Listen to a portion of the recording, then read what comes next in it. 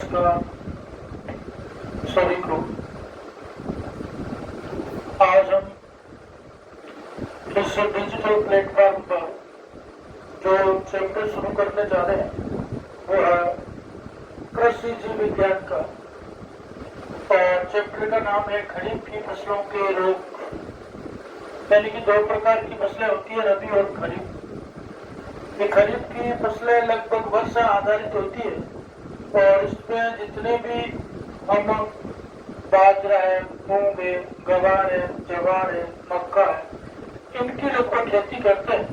तो पौधों में कौन कौन से रोग होते हैं, उन्हीं रोगों के बारे में आज अध्ययन करेंगे।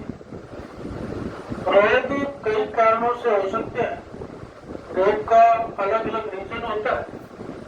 तो इसी रीजन पर चर्चा करेंगे आज कि ये रोग किसके कारण होते हैं और इसका क्या रीजन है। इसी स्टेप में हम रोग ले रहे हैं। अभी जो लगभग सीजन में चल रहा है बाजरा, तो बाजरे में अनेक प्रकार के रोग हो रहे हैं। उसी के तहत जो बाजरे में रोग है उसका नाम है बाजरे का मृदु रोमिल आशिता रोग। बाजरे का मृदु रोमिल आशिता रोग, इस रोग को हरित बाली रोग भी कहते हैं। हरित बाली रोग भी कहते हैं। तो हमारा पहला रोग है बाजरे का मृदु रोमिल आशिता रोग। अब देखो, इस रोग का एक दूसरा नाम भी है, इसको जोगिया भी कहा जाता है, जोगिया रोग। जो जोगिया रोग है उसका दूसरा नाम क्या है, तो आप बताओगे हरित बाली।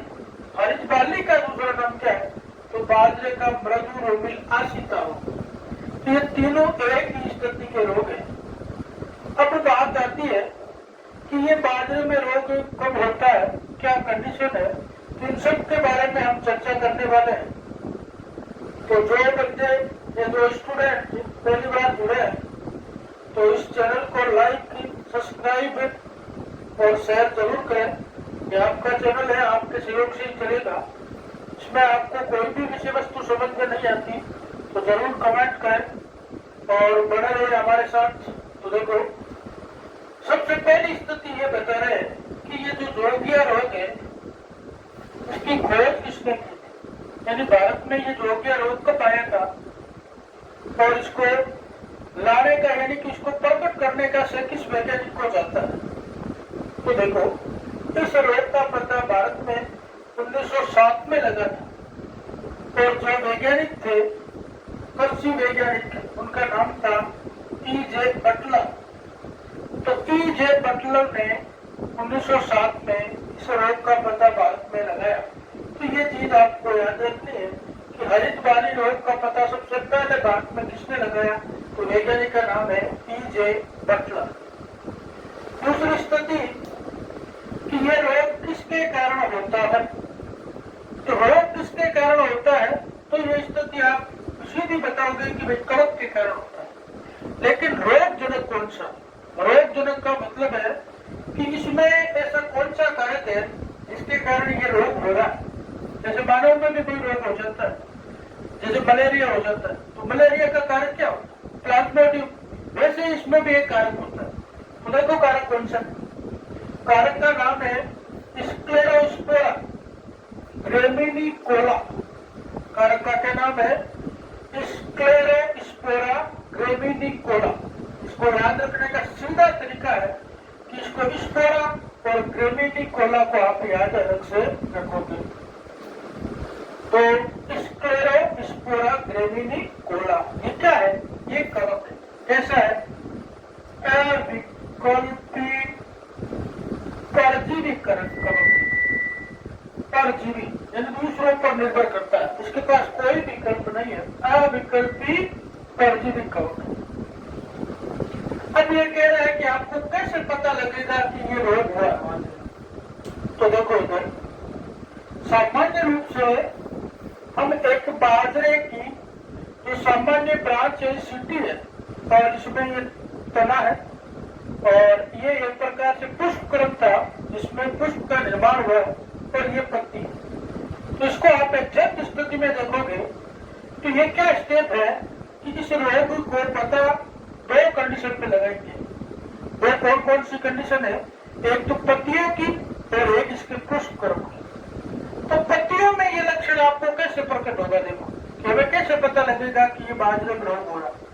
तो इसका पता लगाने के लिए हम क्या करते हैं, सबसे पहले कि इस पत्ती की संरचना का वर्णन करते हैं, देखते हैं, एक प्रकार से निरीक्षण करते हैं। तो देखो आप, ये जब आप निरीक्षण करते हो तो ये जो पत्ती है इसका रंग यहाँ से पीला हो जाता है। पहली कंडीशन यही है और पहला लक्षण यही है कि पत्तियों का रंग यदि बीच में पीला हो जाता है, इसका मतलब ये जोगिया रोग हो सकता है। अगला कन्फर्म क्या है कि इन पत्तियों पर पीले सफेद धारियां बन जाती है। ये जो पत्तियां हैं इन पर यदि आपकी पीली और सफेद धारियां बन जाए तो आप फिर और कंफर्म करोगे कि बाजरे में जोगिया रोग है। तीसरी स्थिति क्या है? तीसरी स्थिति यह है कि ये जो पत्तियां हैं आपको दिखाई दे रही है, ये जो पर्ण है, इस पर्ण में यदि इसके ये धारी वाला स्थान है, इसके नीचे सफेद चूर्ण समान कवक प्रकट हो, हमें ऐसा महसूस हो कि ये फंगस आ रहा है सफेद रंग का, तो ये 100% कन्फर्म हो जाता है कि ये बाजरे में जोगिया रोग है। दूसरी कंडीशन, इसका दूसरा नाम है हरित बाली, अर्थात इसका प्रकोप होता है इन बालियों, इन सिट्टों, हम सिट्टे कहते हैं इनको, बालियों में कह सकते। इन बालियों में क्या कंडीशन होती है कि यहाँ पर ये जो नीचे आपको क्षेत्र दिखाई दे रहा है जहाँ पर पुष्प लगे हुए होते हैं, इस क्षेत्र में ये दाने नहीं बनते और दानों के स्थान पर छोटी छोटी पत्तियां जैसी संरचना बन जाती है। एग्जैक्ट पत्तियां नहीं होती है लेकिन पत्तियों जैसी एक संरचना बन जाती है और ये पत्तियों जैसी संरचना बनी हुई रहती है और वहां पर दाने नहीं लगते। इसलिए इस रोग को दूसरी स्थिति में हम कहते हैं हरित बाली रोग, यानी कि इस बालियों में हरी पत्तियां जैसी संरचनाएं हमें दिखाई देती है। तो इस वास्तविक स्थिति, इस चित्र से आपको ये समझ में आया होगा कि ये बाजरा का सिट्टा है, इसमें ये तना है, इसमें ये पत्ती है, पत्ती के अंदर ये देखो मध्य शिरा भी है। तो इन सब के बारे में हम अवलोकन कर चुके हैं, तो ये रोग आपको इससे आराम से समझ में आएगा। देखो आगे कंडीशन क्या कह रहा है कि इसके लक्षण क्या है। तो लक्षण को हम कितने भागों में बांटेंगे, तो आप कह सकते हो कि हम इसको 2 भागों में बांटेंगे। कौन कौन से भाग? पहले भाग का नाम है मृदु रोमिल आसिता। क्या भाग है? मृदु रोमिल आसिता अवस्था यानी पत्तियों की अवस्था, और दूसरी है हरित बाली अवस्था यानी पुष्पक्रम की अवस्था। यहाँ तक आपको समझ में आ गया होगा कि पहली अवस्था पत्तियों की है और दूसरी है पुष्पक्रम की। तो देखिए लक्षण मैंने प्रत्येक बता दिया आपको, इसमें कोई डाउट नहीं होना चाहिए। प्रत्येक लक्षण पढ़े, प्रत्येक लक्षणों को देखो। रोगग्रस्त पत्तियां कैसी हो जाती है, तो आप कहोगे पीली हो जाती है, बिल्कुल हो जाती है पीली। पत्तियों पर पीली सफेद धारियां बन जाती है, हमने देखा था, बिल्कुल पीली होने के कारण सफेद धारियां बन जाती है। तीसरी, धारियों के नीचे दूसरे रंग की फफूंद दिखाई देती है, यानी मटमैली, व्हाइट नहीं होगी पूरी, लेकिन मटमैली स्थिति से क्या दिखाई देती है? फफूंद दिखाई देती है, बिल्कुल दिखाई देती है।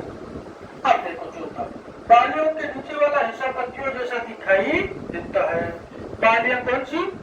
बालियां हमने सिट्टे जैसी संरचना दिखाई थी आपको, तो ये देख लो वापिस, ये संरचना है इसकी यहाँ पर, तो यहाँ पर हमें पत्तियों जैसी संरचनाएं दिखाई देती है। अब देखो इधर, मान लो कि ये रोग तो हो गया, अब क्या करना है?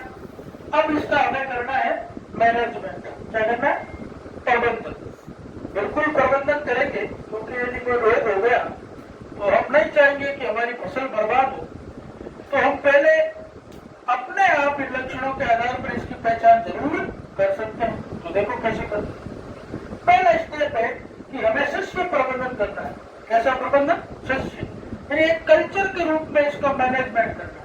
तो कल्चर के रूप में मैनेजमेंट कैसे करोगे? देखो, प्रमाणित बीजों का उपयोग करो, बीज कृषि सेवा केंद्रों से लाओ और प्रमाणित होना चाहिए रिसर्च के रूप में। दूसरा देखो, गर्मियों में गहरी जुताई करो।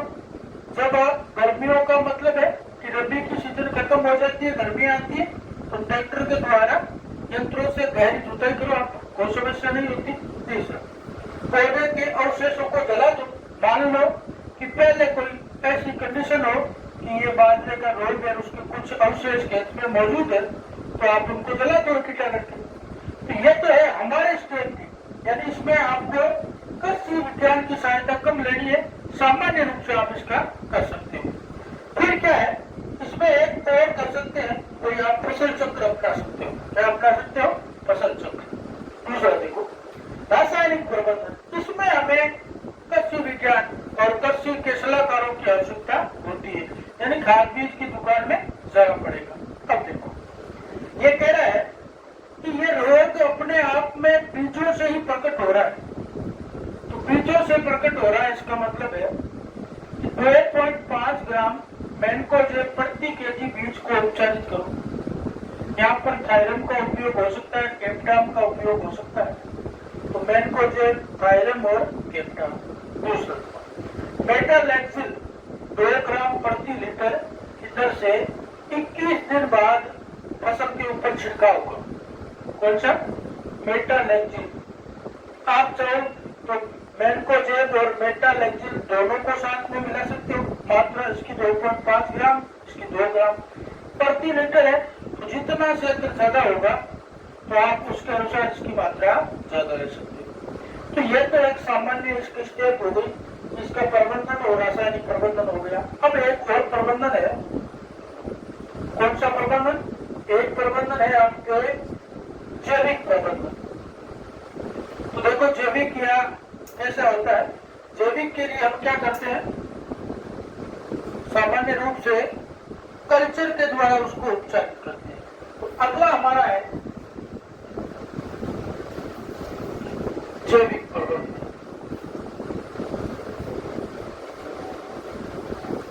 जैविक का मतलब है तो पर्यावरण को नुकसान नहीं पहुंचाए और आराम से काम पे चल जाए। तीसरा है जैविक प्रबंधन। जैविक प्रबंधन बायोलॉजिकल मैनेजमेंट हो सकता है, यानी कि ये जैविक जीव रूप से। अब देखो, जैविक प्रबंधन में क्या होता है? जैविक प्रबंधन में सबसे पहली स्थिति क्या हो जाती है कि ट्राइकोडर्मा आता है।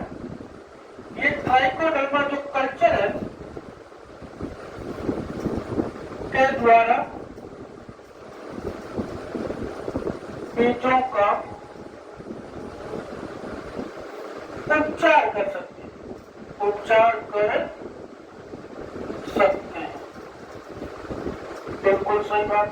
दूसरा क्या? दूसरा है रोग प्रतिरोधी किस्मों का उपयोग कर सकते हैं। किस्मों का उपयोग करते हैं, जैसे मैं देखो राज 171 और यानी कि सबसे उच्च वैरायटी की एक प्रकार से यही किस्म है जो आपको या कुछ मूर्ति आ जाती है और इसको भी याद रख सकते हैं। ये दो ऐसी किस्में होती है जो रोग प्रतिरोधी होती है। अब देखो, इसमें एक इम्पोर्टेंट चीज क्या है? इम्पोर्टेंट चीज यह है कि ये जो रोगजनक है, इसके जो बीजाणु होते हैं, ये क्या करते हैं? मृदा के अंदर एक विशेष स्थिति में पाए जाते हैं जिसको निषिद्धांड कहते हैं। यानी ये बीजों के ऊपर भी हो सकते हैं और मृदा के अंदर भी हो सकते हैं। तो ये जो बीजाणु होते हैं मृदा या बीजों के ऊपर होते हैं, उनको हम क्या कहते हैं? निषिद्धांड। तो ये हमारा पहला रोग हो जाता है कंप्लीट। धन्यवाद।